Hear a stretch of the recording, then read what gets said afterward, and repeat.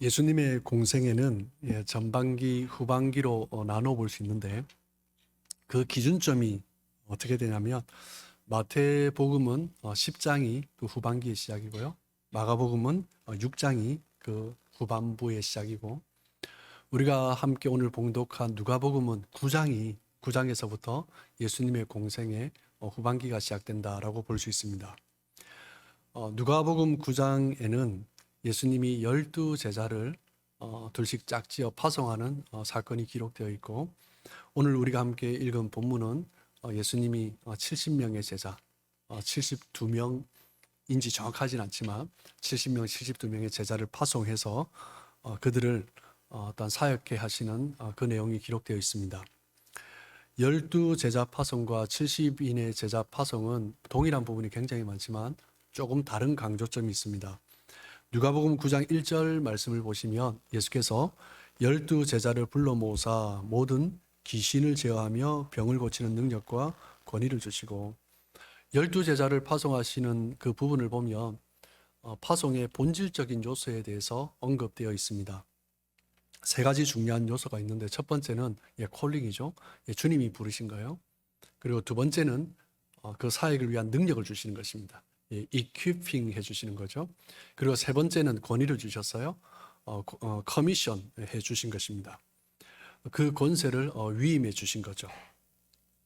오늘 본문 누가복음 10장에서는 70명의 제자들을 파송하는 사건이 기록되어 있는데 이 곳에서는 누가복음 10장은 파송받은 자의 권리, 축복, 은혜 그 부분에서 조금 더 포커스를 두고 다루고 있습니다.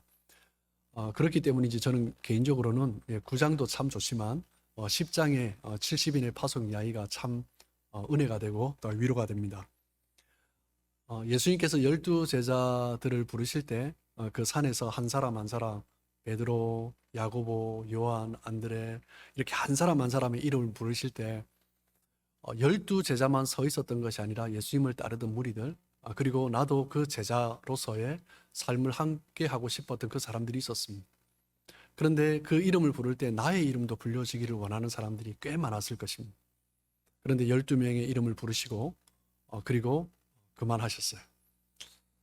자기 이름이 불려지지 않은 것에 대해서 좀 마음에 속상한 그런 사람도 있었을 것입니다. 그런데 오늘 본문에서 누가복음 10장에서 예수님께서 그 남은 사람 중에 70명의 제자들을 불러주시는 거죠. 어떻게 보면 우리들은 12제자보다 70인의 제자에 조금 더 가까운 사람들이 아닌가라는 생각을 해보게 됩니다. 그러면서 오늘 본문을 보면서 조금 더 위로를 받는 것 같아요. 누가복음 10장 1절 말씀을 보시면 그 후에 주께서 따로 70인을 세우사 누가복음 9장에서는 12제자를 세우셨는데 10장에서는 70인을 또 다르게 세우셨다는 의미죠. 70인을 어디로 보내시냐? 친히 가시려는 각 동네와 각 지역으로 둘씩 앞서 보내셨습니다. 예수님께서 가시려고 하는 그 동네 그 지역으로 이 제자들을 보내신 거죠. 마태복음 3장에 기록되어 있는 세례 요한이 주의 길을 예비하기 위해서 앞서 간 것처럼 예수님께서 자신이 가서 사역하려는 곳에 이 70인의 제자들을 둘씩 짝지어 보내신 것입니다. 그리고 그 다음 절에 10장 2절에 그 사역의 내용에 대해서 기록을 하고 있습니다. 이르시되 추수할 것은 많되 일꾼이 적으니 그러므로 추수하는 주인에게 청하여 추수할 일꾼들을 보내주소서 하라.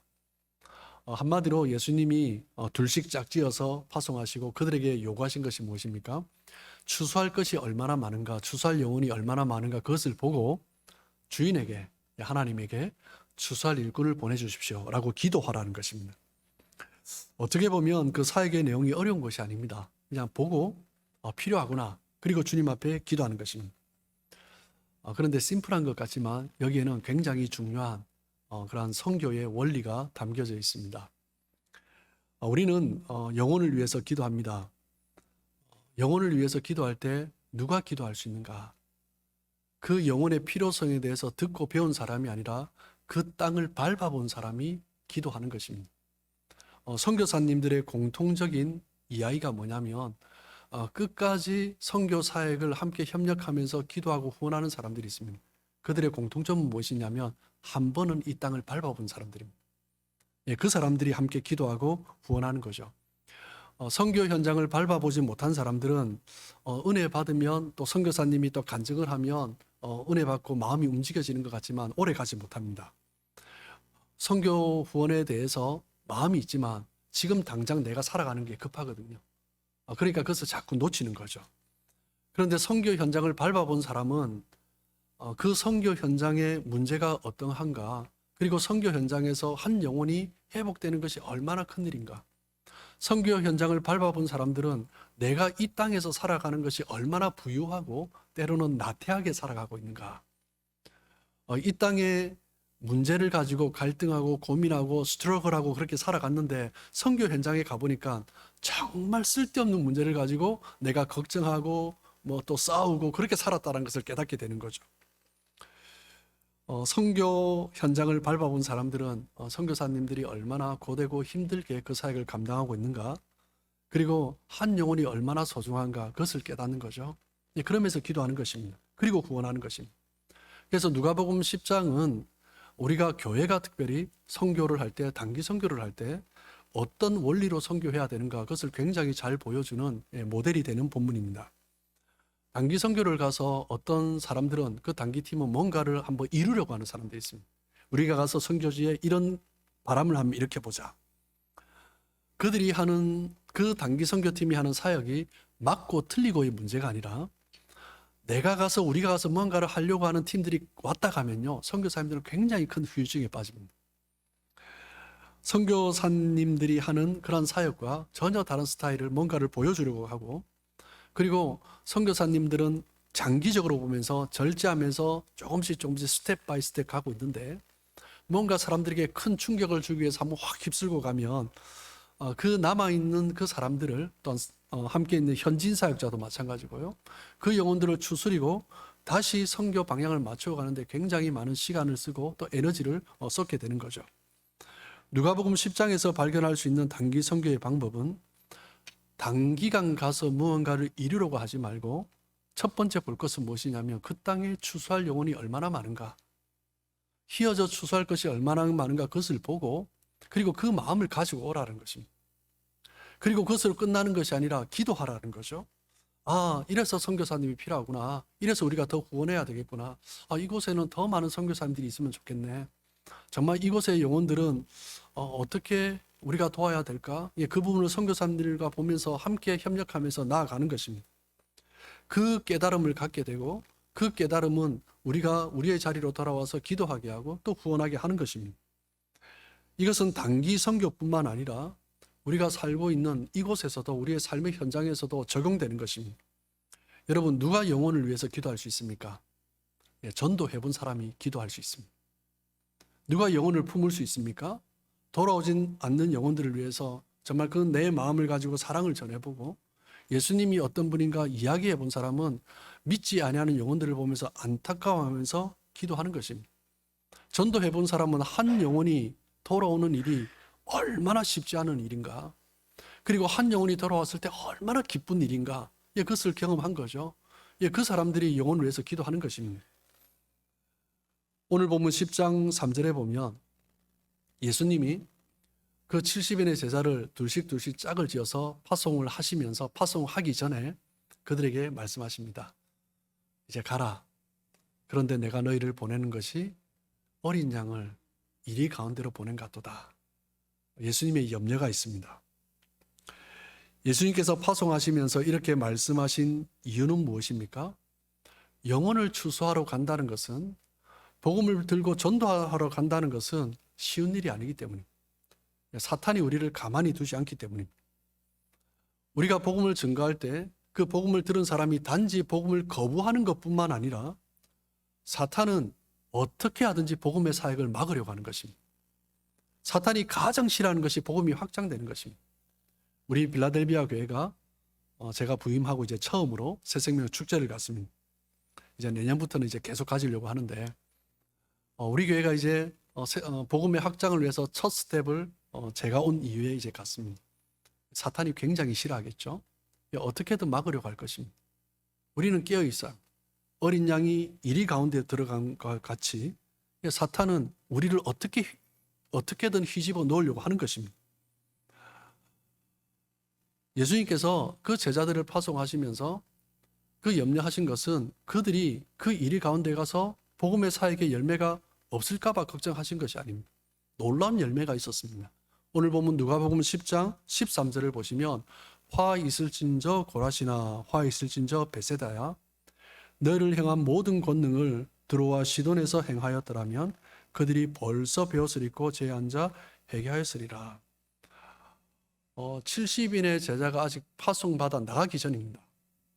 나가기 전에 이미 예수님은 그 받지 않을 땅들을 향해서 책망하셨어요. 그 이야기는 뭐냐면 너희들의 잘못이 아니다라는 거예요. 사탄은 어떻게든 너희들의 말을 듣지 않으려고 할 것이고 너희들을 침체시키려 할 것이고 복음의 그 확장을 막으려고 할 것이다 라고 말씀하신 것입니다. 고라신을 향하여서 베세다를 향하여서 가버나움을 향하여서 미리 심판의 말씀, 책망의 말씀을 선포해 주셨습니다. 70명의 제자들이 복음을 전할 때 정말 그 땅 가운데 놀라운 권능의 역사가 나타났습니다. 누가복음 10장 17절 말씀을 보시면 복음을 전하고 70인이 기뻐하며 돌아와서 말씀하기를 예수님께 보고하기를 주여 주의 이름으로 선포했더니 나사렛 예수의 이름으로 선포했더니 귀신들도 우리에게 항복했습니다. 12제자도 아니고 그 70인의 제자가 예수님을 따르면서 말씀을 듣기만 했는데 예수님이 불러주시고 파송을 받았던 그 70인의 제자가 예수의 이름을 선포할 때 귀신들이 항복하고 떠나는 것을 경험한 거예요. 얼마나 기뻤겠습니까? 사람들이 그 놀라운 권능을 보면서도 회개하지 않은 것입니다. 그들을 향해서 조롱하고 또 비난하는 거죠. 물론 그 뒤에 또 사탄이 또 역사하는 거죠. 그렇기 때문에 주님은 그 권능의 역사 가운데서도 그 복음의 사역이 쉽지 않은 그 모습 때문에 예수님은 그 70인을 보내면서 내가 너희를 보냄이 알지어다 내가 너희를 보내는 것이 어린 양을 이 가운데로 보낸 것 같도다 라고 말씀하신 것입니다. 우리의 가장 연약함 중에 하나가 무엇이냐면 조급함입니다. 뭔가 빨리 결과를 보고 싶어 합니다. 우리가 전도하면 빨리 결과를 보고 싶어요.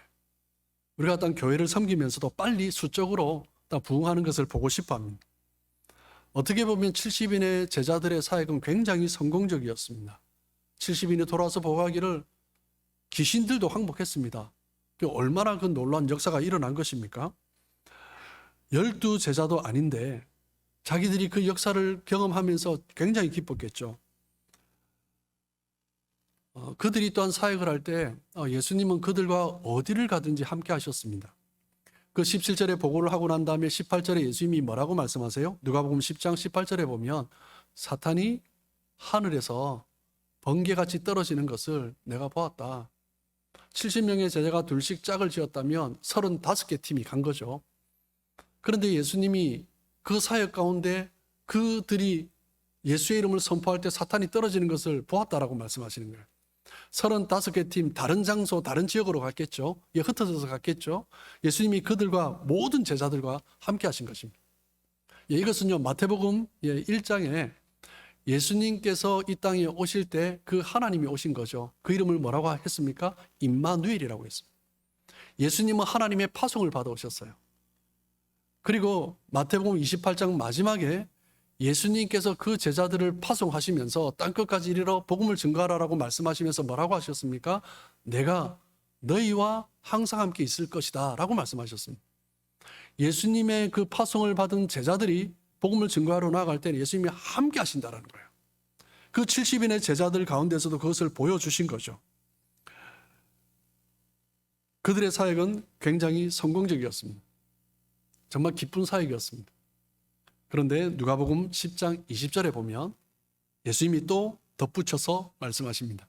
그러나 귀신들이 너희에게 항복하는 것으로 기뻐하지 말고, 그들은 지금 그것이 기뻐서 지금 보고를 하고 있는데 너희 이름이 하늘에 기록된 것으로 기뻐하라 하시리라. 여러분, 우리가 교회를 섬기면서 사역을 하면서 뭐로 기뻐하겠습니까?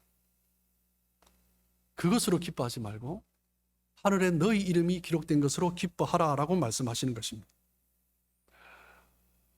그들이 생각하는 성공적인 사역, 기쁜 사역, 그것과 예수님이 생각하신 것이 달랐던 것입니다. 예수님이 생각하신 가장 성공적인 것은 무엇이에요? 너희 이름이 하늘의 생명책에 기록된 것이다 라는 겁니다. 10장 4절을 보시면 그들을 파송하시면서 전대나 배낭이나 신발을 가지지 말고 길에서 아무에게도 문안하지 말라라고 말씀하십니다. 전대, 배낭, 신발을 가지지 말라는 것은 무엇입니까? 물질을, 어떤 환경을 의지하지 말라라는 거죠. 여러분, 사람들은 우리가 열심히 일하는 이유는 무엇 때문입니까? 환경을 안정적으로 만들기 위해서입니다. 우리가 돈을 버는 이유가 무엇입니까? 내가 살아가는 환경을 안정적으로 만들고 싶은 거예요. 그래서 조금 더 안정된 직장을 구하고 싶어 하고, 그리고 조금 더 안정된 삶을 위해서 또 보험도 들고 그렇게 하는 거죠. 그런데 이 세상이 그렇게 안정적이지가 않습니다. 정말 어마어마한 돈을 버는 대기업도 국제 정세에 따라서, 국내의 어떤 상황에 따라서 대기업이 문을 닫는 것도 심심치 않게 볼 수 있습니다. 세계 인류 최강대국 미국도 정말 결코 흔들리지 않을 것 같은 그 미국도 금융 위기를 겪는 것을 우리는 보았습니다. 이 세상에서 우리가 무엇을 붙들고 있든지 그것에서 우리는 결코 안정을 누릴 수 없습니다. 이 세상 것은 다 흔들리는 것들입니다.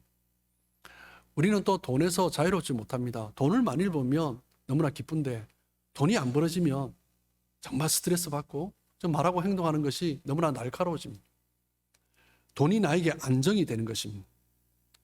돈이면 다 된다라는, 돈이면 괜찮다라는 황금 만능주의가 우리 안에 깔려 있습니다.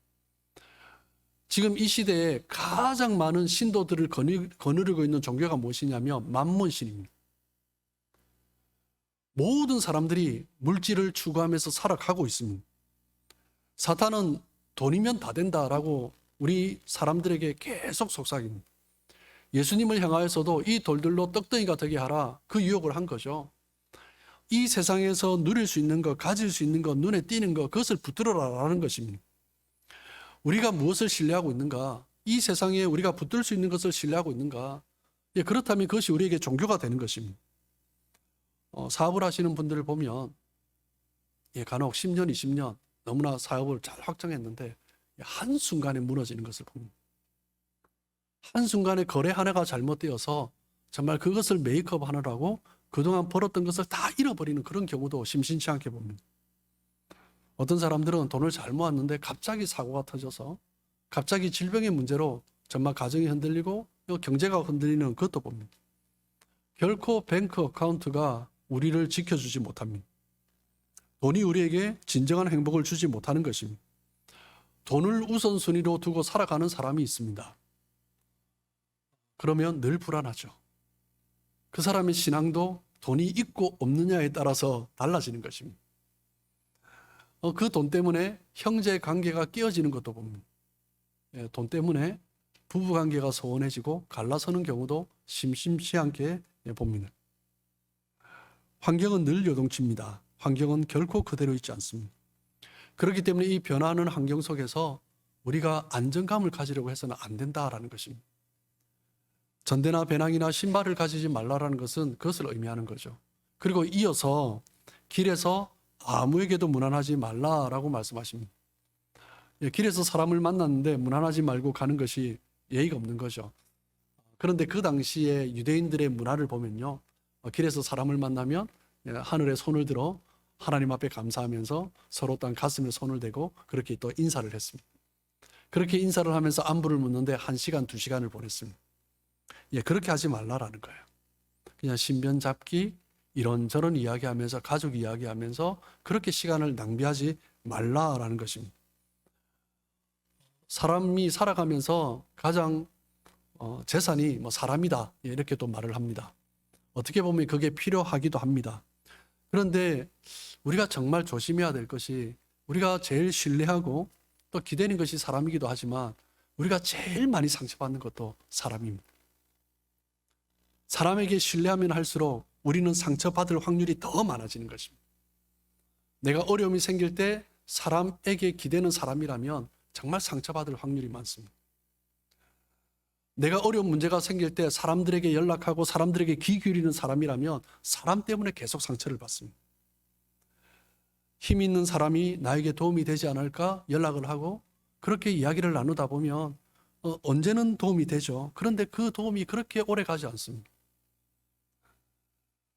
시편 146편 3절 4절을 보시면 귀인들도 의지하지 말며, 권세 있는 사람들이죠. 도울 힘이 없는 인생도 의지하지 말지니 그의 호흡이 끊어지면 흙으로 돌아가서 그날에 그의 생각이 소멸하리로다. 여러분, 어려움이 닥칠 때 도와줄 것 같은 사람을 찾았는데 그 사람도 유한한 인간이고 정말 그 사람도 흔들리는 인간입니다. 자기 자신도 어떻게 할 수 없는 인간입니다. 우리 마음 가운데 어려움이 있고 문제가 생길 때 자꾸 사람에게 연락하고 사람에게 귀 기울이고 이 말 저 말 하는 사람은 믿음의 적신호가 켜진 것입니다. 하나님을 신뢰하기보다 사람을 의지하는 거죠. 사람을 의지하면 반드시 상처받게 되어 있습니다. 저는 목회를 하면서 사람을 의지하면서 어려움을 겪는 경우를 너무나 많이 봤습니다. 이 사람은 안 그럴 거야 라고 생각하면서 사람을 의지했는데 또 그 사람이 나를 힘들게 하는 거죠. 그것 때문에 관계가 깨어지고 교회를 떠나는 사람도 봤습니다. 목회자 가운데 사람을 의지하다가 목회를 실패하는 사람을 저는 너무나 많이 봤습니다. 교회 안에서 그렇게 친하게 지내다가 서로 돕다가 뭐가 한순간 깨어지는 사람 너무나 많이 봤습니다. 그러면서 원수같이 지내는 거예요. 얼마나 안타까운 이야기입니까? 누구 문제입니까? 사람을 의지한 그 사람의 문제입니다. 상대방의 문제가 아니라 나의 문제인 거죠.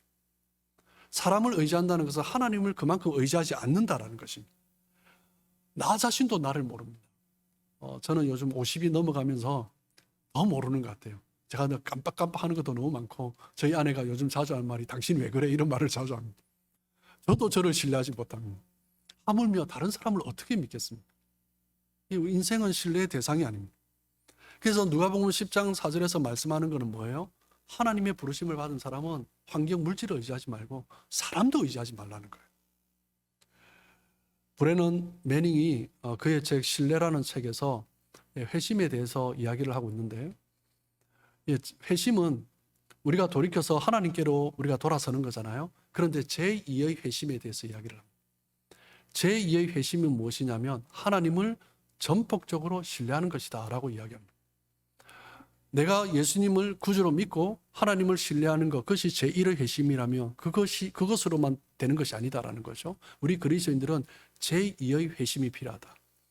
물질을 의지하지 아니하고 사람을 의지하지 아니하고 온전히 하나님만 전폭적으로 신뢰하는 그 회심이 필요하다라고 말을 합니다. 믿음이 좋다라는 말은 무엇입니까? 하나님을 신뢰하는 것입니다. 하나님만 붙드는 것입니다. 하나님을 신뢰하고 하나님을 향한 그 줄만 붙들고 있는 사람이라면 물질이든 환경이든 주변 사람이 뭐라도 흔들리지 않습니다. 사람에게 의지하려고도 하지 않습니다. 그 사람이 내가 신뢰하고 좋아했던 사람이라도 그 사람이 실수하고 내가 원하는 말을 하지 않는다라도 내가 그렇게 흔들리지 않습니다. 원수처럼 그렇게 서로를 악감정을 가지고 살아가지 않습니다. 사람은 신뢰의 대상이 원래 아니기 때문입니다. 우리의 신뢰의 대상은 하나님 한 분이십니다. 그것이 제2의 회심이다라는 거죠. 하나님만을 신뢰하고 있다면 어떤 환경 속에서도 사람들이 나에게 원하는 그런 것들을 충족시키지 않는다 할지라도 나는 여전히 안정감을 누릴 수 있습니다. 사람들의 말에 주변의 환경에 내가 요동치는 이유는 무엇 때문입니까? 내가 하나님을 전폭적으로 신뢰하지 않기 때문입니다. 그것이 우리에게 필요한 거죠. 그리고 복음 전도자가 해야 될 일은 무엇인가? 10장 5절 6절에서 또 말씀해 주고 있습니다. 어느 집에 들어가든지 먼저 말하되 이 집이 평안할지어다 하라. 만일 평안을 받을 사람이 거기 있으면 너희의 평안이 그에게 머물 것이요 그렇지 않으면 너희에게로 돌아오리라. 심플하죠. 가서 평안을 빌어주라라는 것입니다. 평안하십시오. 그 말만 의미하는 것이 아니라 평강의 왕으로 오신 그리스도의 이름으로 선포하는 것입니다. 그 그리스도가 우리에게 참된 평안을 주시는 분입니다. 그 그리스도 안에서 평안을 누리십시오. 그것을 전하는 거죠. 전도 대상자에게, 그리고 우리 이웃에게, 그리고 우리 친척들에게 그 주님의 이름으로 평안을 전하고 그들이 받으면 정말 그들이 회심함이 얼마나 기쁘겠습니까? 그런데 설령 그들이 받지 않는다 할지라도 내가 빌어준 그 평안이 어떻게 된다고요? 나에게로 돌아온다는 거예요. 그래서 내가 더 큰 복을 받고 싶다. 더 큰 평안을 누리고 싶다. 그럼 어떻게 해야 됩니까? 그 평안을 거절할 것 같은 사람을 찾아가는 거예요. 평안할지어다. 이런 복을 받으십시오. 안 받아요. 그럼 돌아오는 거예요. 너무 기쁜 거예요. 그런데 안 받을 것 같은데 받아요. 그러면 속상합니까? 아니요, 그렇지 않죠. 더 기쁘죠. 예, 그 사람이 돌아오니까 얼마나 기쁘겠습니까? 그런데 마음은 없는데 입술로만 하면 그건 진짜 평안이 아니죠. 정말 내 마음을 다해서 하는 것입니다. 여러분, 예, 누가 평안을 선포할 수 있습니까? 그 내면에 평안이 있는 사람이. 평안이 있는 사람이 평안을 선포할 수 있습니다. 마음에 평안이 없는 사람이 평안하라고 말을 해도 평안이 전달이 안 됩니다. 그건 평안을 선포한 것이 아닙니다. 오늘 본문에서 그 70인의 제자들이 평안을 선포할 수 있었던 것은 주님 안에서 주시는 기쁨이 그들 안에 있었기 때문입니다. 그 주변 환경에 아랑곳하지 않는 그 평강, 그 기쁨이 그들 가운데 있었기 때문에 그들이 또 나아가서 그 평안을 선포할 수 있는 것입니다. 복음은 우리의 인생을 근본적으로 바꿔놓는 것입니다. 기뻐할 수 없는 상황인데 기뻐하는 것입니다. 사람들이 나를 어렵게 하는데 나는 안정감을 누리는 것입니다. 사람들이 누가 뭐라 하든 믿음 안에 있는 사람은 거룩한 배짱이 있는 것입니다. 아무도 안 될 거야 라고 말을 하는데 해보는 것입니다. 하나님이 함께 하시기 때문이죠. 만약 무기수가 평생 감옥에 있어야 되는데 특별 사면을 받아서, 감형을 받아서 저 높은 곳에 있는 뭐 정치인들 뭐 그런 사람이 아니라 그냥 평범한 사람인데 정말 특별 감형을 받는 경우가 있잖아요. 그래서 나왔다면 얼마나 기쁘겠습니까? 예수 믿는 것이 그런 것입니다. 우리는 평생 감옥 같은 곳에 있어야 될 사람. 그런데 예수 그리스도의 그 이름으로 인하여서 우리는 특별 사면을 받은 사람들입니다. 예수 그리스도를 만나고 복음을 경험한 사람이라면 그 복음을 정확하게 만나고 그 그리스도를 정확하게 경험한 사람이라면 그 인생은 흔들리지 않습니다. 주변 환경 때문에 요동치지도 않습니다. 예수 그리스도를 향한 그 복음은 나에게 이 세상 어떤 것과도 비교할 수 없는 기쁨과 평강과 안정감을 주시는 것이고, 그리고 그 안에서 우리는 결코 흔들림 없는 확신을 갖게 되는 것입니다. 요한복음 11장 25절 26절 말씀을 보시면 예수님께서 말씀하시되 나는 부활이요 생명이니 나를 믿는 자는 죽어도 살겠고 무릇 살아서 나를 믿는 자는 영원히 죽지 아니하리니. 여러분, 우리가 그리스도를 믿고 그 영원한 생명을 경험했습니다. 그 부활의 생명을 경험했습니다. 부활의 신앙을 갖고 있는 사람은요, 그 안에 기쁨이 가득합니다. 죽어야 할 사람인데 살아난 거죠. 그 안에 기쁨이 가득합니다. 부활의 신앙을 갖고 있는 사람은 어두울 수 없습니다. 천국은 어떤 것입니까? 기쁨이 가득한 것입니다. 즐거움이 가득한 것입니다. 영생을 가졌다라는 것은 그 천국이 나에게 임하였다라는 거죠. 영생을 가진 사람이 그렇게 어둡고 부정적일 수가 없습니다. 영생을 가진 사람은 긍정적으로 보고 정말 기쁜 부분을 보고 즐거운 부분을 보는 것입니다. 그렇게 우리는 기쁨을 누려야 하는 것입니다. 그리고 다른 사람이 기뻐할 수 있도록 세워주는 것이 천국을 가진 사람들의 표지입니다. 요한복음 7장 38절을 보시면 나를 믿는 자는 성경의 이름과 같이 그 배에서 생수의 강이 흘러나오리라. 여러분, 이 말씀은 성령의 임재로 말미암아 그 성령의 역사가 나타나는 것입니다. 그 배에서 생수의 강이 흘러나오리라. 여러분, 성령이 역사했는데 그 성령이 내 안에 임재했는데 그 안에 갇혀 있습니까? 아니요, 결코 그럴 수 없습니다. 성령의 역사는 흘러나오게 되어 있습니다.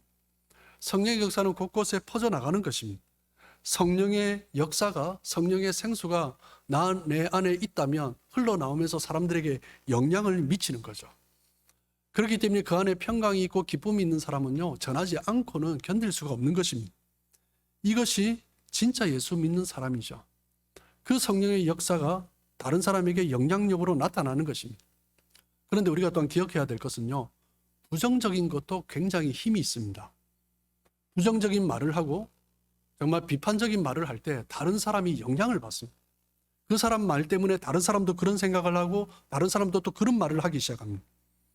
부정적이고 영적으로 죽어 있는 사람을 만날 때 힘겹게 신앙생활하고 있는 사람이 그 사람 곁에 있으면서 더 힘들어지는 것입니다. 더 고통스러워지는 거죠. 부정적인 영향이 내 안에 들어오는 것입니다. 그래서 더 비판하게 되고 더 판단하게 되고 더 나쁜 것을 보게 되는 것입니다. 그런데 영적으로 충만한 사람끼리 함께 모여 있으면 기쁨이 일어나는 것입니다. 회복이 일어나는 것입니다. 불이 일어나는 것입니다. 불이 쉽게 붙습니다. 영적으로 충만한 사람들이 함께 한두 사람, 두 사람 모여서 기도하면 그 가운데 분노하던 사람이 끼어있다 할지라도 그 분노를 녹여버리는 것입니다. 그것이 우리에게 필요한 거죠. 영적으로 깨어있는 사람은 다른 사람의 마음을 적실 수 있습니다. 그런데 영적으로 깨어있는 사람들이 함께 모인다면 한 사람이 아니라 이 땅을 적실 수 있는 것입니다. 우리에게 그것이 필요한 거죠. 우리가 새생명 축제를 하는 이유도 바로 그것입니다. 우리가 한 사람 한 사람을 만나서 그 마음을 적시는 것은 너무나 중요합니다. 그런데 이 땅이 변해야 됩니다. 우리 교회가 부흥되는 것이 아니라 이 땅이 변해야 됩니다. 이 땅의 교회들이 함께 일어나야 합니다. 함께 일어나서 그 영적인 충만함을 가지고 이 땅의 교회들이 변화되어야 합니다. 다른 교회에서 이 교회로 옮기는 것은 하나님 보실 때 아무 일도 아닙니다. 그것은 중요한 것이 아닙니다. 정말 메마른 영혼, 주님을 몰랐던 영혼이 돌아오는 것, 그것이 영적인 변화가 일어나는 것입니다. 영적으로 깨어있는 사람들이 함께 모여 나아가면 메마른 땅을 적시는 거죠. 사막에 강이 흐르고 광야가 적셔지면서 초원으로 변하는 것입니다.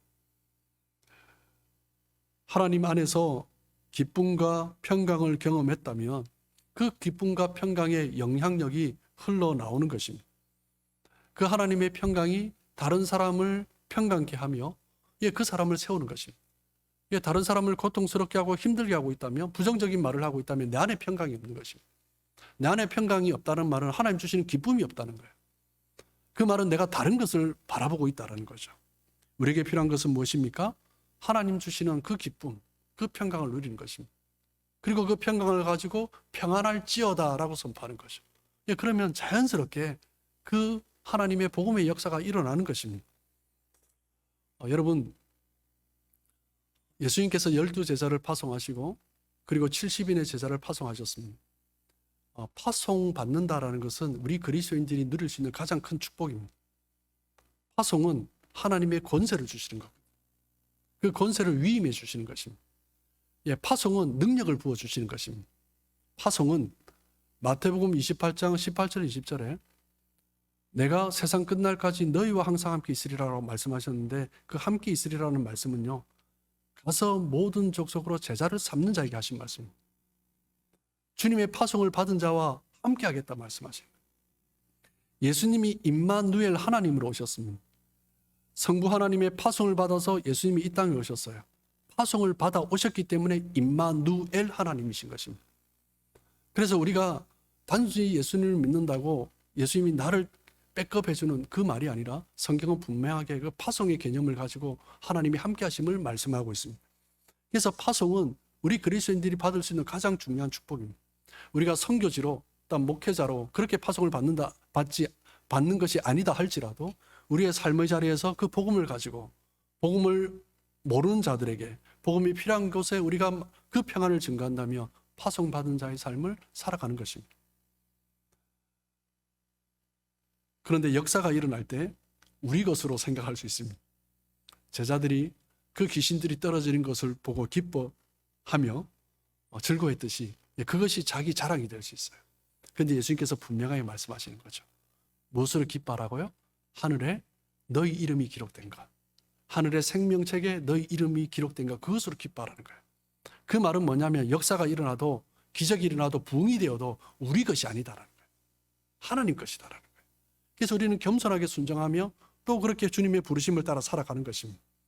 이 파송의 개념을 가지고 신앙생활할 때 그 주님의 능력이 우리 가운데 흘러나오는 것을 경험하고, 그리고 그 능력은 나의 것이 아니라, 우리 것이 아니라 하나님의 것인 것을 늘 기억하고 그 주님 안에서 평강과 기쁨을 누리며 살아갈 때 정말 이 땅이 변화되고 이 땅 가운데 우리가 더욱더 하나님 기뻐하시는 모습으로 쓰임 받을 것입니다. 저와 여러분이 그런 삶 되길 원하고 특별히 이번 새생명 축제를 준비하며 어떤 그 은혜가 더욱더 넘쳐나길 주님의 이름으로 축복합니다.